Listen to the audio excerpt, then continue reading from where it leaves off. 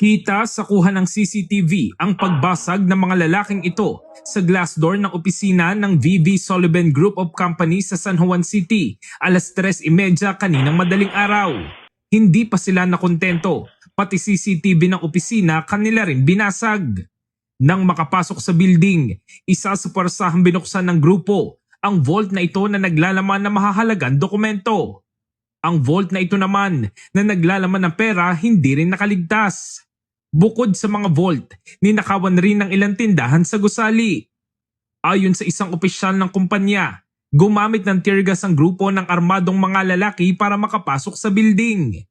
Sinubukan namang pumasok ng CEO ng kumpanya sa building kasama ang mga gwardya, pero ang isa sa mga gwardya nasugatan matapos umanumpukpukin ng baril sa ulo.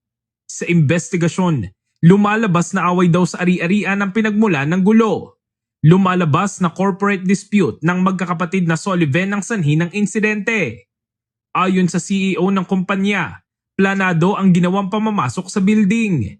Nais daw kasi itong i-take over ang building. Hawak na ng mga otoridad ang ilan sa mga sinasabing ng loob sa building.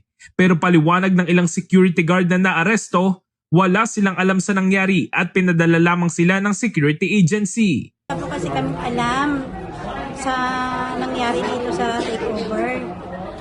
Kasi syempre, kami nag-apply po kami bilang security po. Nag-apply kami dito para po na magkaroon kami ng trabaho. May kita. Pagdating ng alas 5 ng madaling araw, kami po yung nag-takeover dito sa Sullivan. Hindi naman po namin alam na mayroong naka-duty pa dito na ibang security agency. Kasi wala po talaga kami idea. Kasi sabi sa amin na may takeover. Yun po yung pinanghahawakan namin kasi kumpleto naman daw sila ng papel. Sasampahan sila ng patong-patong na kaso pati na rin ng mastermind. Kabilang sa mga isasampa sa kanila ay mga kasong robbery, grave coercion, trespassing at iba pa. Sa kabila naman na nangyaring gulo, patuloy pa rin ang operasyon ng gusali.